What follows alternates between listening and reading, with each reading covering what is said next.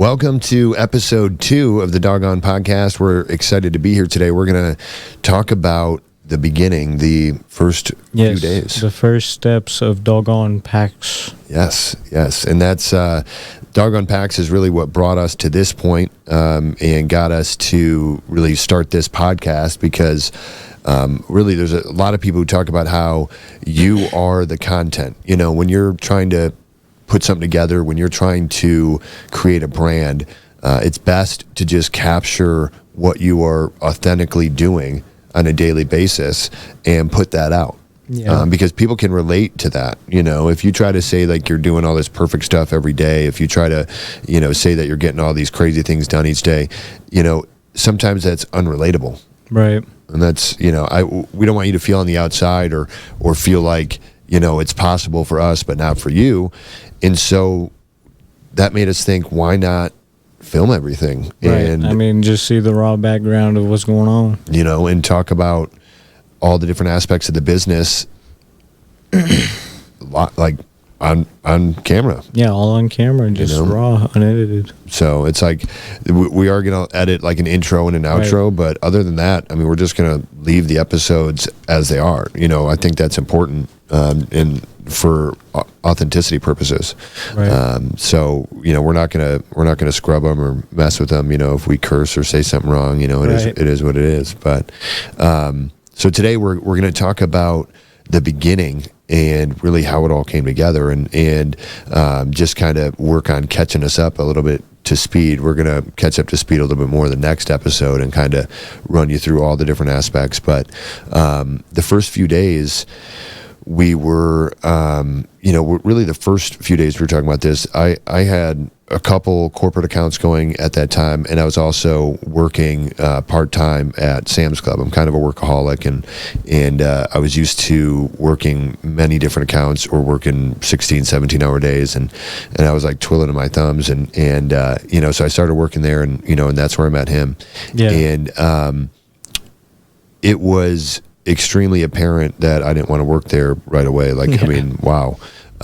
You know, there's a lot of leadership aspects. It's not the job that sucks. It's just, what he said, leadership issues. Yeah. And I mean, I don't really want to go too deep into it, but yeah, just, you know, coming from somebody who developed, you know, conflict resolution plans and communication plans and one-on-ones and reviews and you know, corrective action communication and stuff like that, you know, to have individuals be so negative and combative, you know, that was hard to navigate. That was just like confusing. You know, I'm not used to that. I'm not used to that type of work environment. So it's pretty strange. You know, so right off the bat, it was just like, you know, this isn't going to work. And the corporate training that I was doing, I just wasn't happy with it anymore. I was going through a lot of stuff personally, and I just wasn't happy with my podcast I was doing, you know, and so we were both kind of at a place where it was like, what can we do that will actually,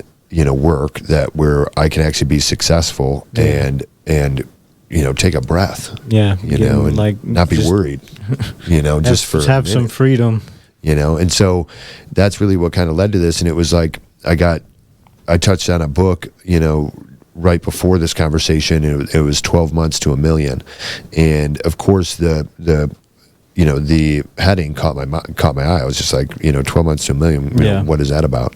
And it's not really 12 months to being a millionaire or anything of that nature. It's 12 months to developing a $1 million business model, which is, you know, 4 to 5 products selling, you know, 25 sales a day, average price point of $30 to $35, and, you know, boom, you have a multi-million-dollar company. Right. If you have that many sales per day, but it's like, how do you get there? How do you, you know? We're going to show you how. Yeah. And a lot of what we're going to do is from that book, almost everything.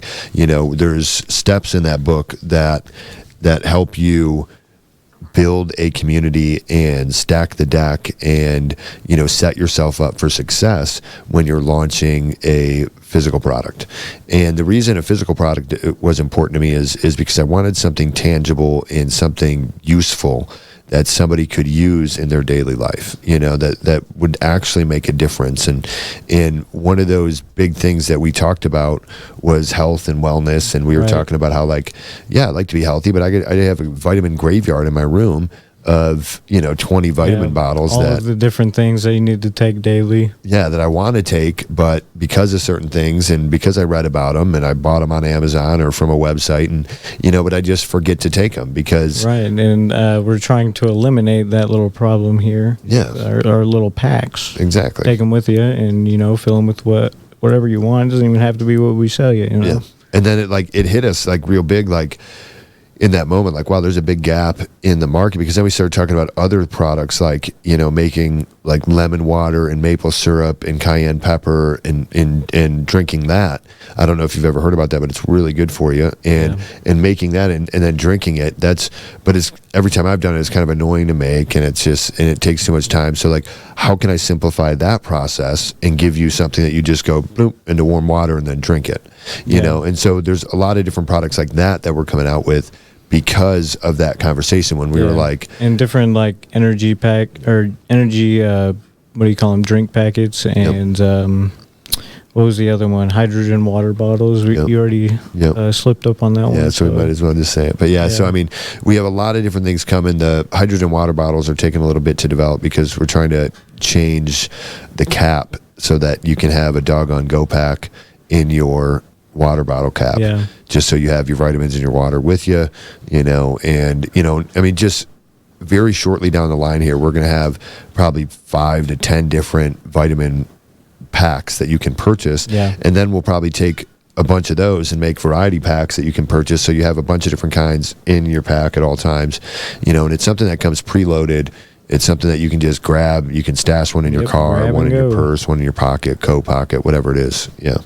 And so that's really what, the first couple of days was all about. It was like, man, we can just make all these types of different products that are just so much easier. And it's like, we can just look at every product that we love or that we know is good for you. And it's like, what about that sucks? Oh, that sucks about it. So let's change that. Let's take out the part that sucks and make it cool. Please. And so that's, that was the inception in the first few days, is how do we do that and where do we start? Yep.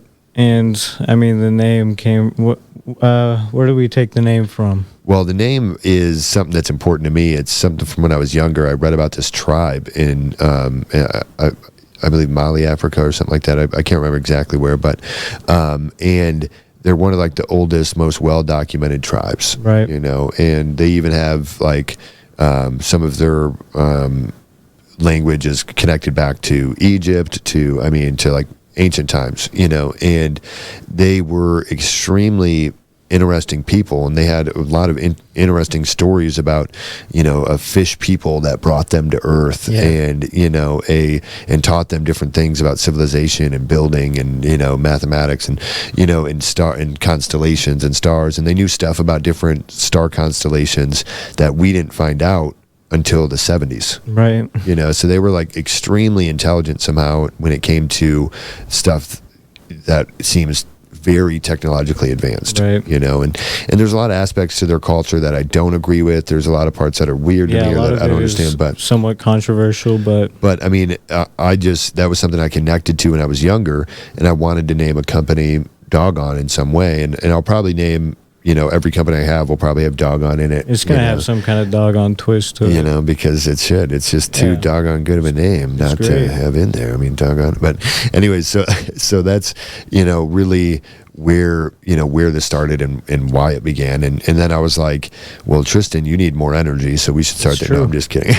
No, we were going to do a Doggone well pack because everyone we knew was sick. Oh yeah, that was the first thing, because we got what was it, the flu or COVID or something like that. It was really bad. And the only thing that worked was one of our supplement ingredients. And and we're going to use that. We're going to keep that a little bit tight right now. But that ingredient's going to be mixed with a couple other things. Some people know about black seed oil and stuff like that. But so we'll have that in there, and that's going to be, of course, it's going to have our cayenne pepper in there.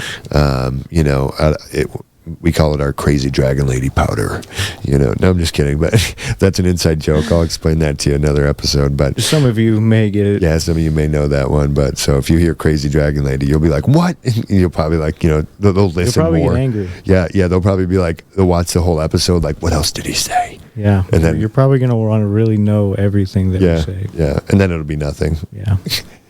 And this will be it. But anyways, yeah, no, we'll go into that. I'll tell you more about that story if we get enough comments saying, you want to hear about the crazy dragon lady, because it's a good story. Yeah, then we'll talk about that. But yeah, ultimately it was something that it was like, all right, let's do this. And then it was like, okay, if we want to do this, then these are the steps we need to take. We need to make a logo. We need to make LLC. We need to have a website. We need to get the URL. We need to get a bank account. We need to get, proper documentation, paperwork, all of the everything. Formal stuff figured out.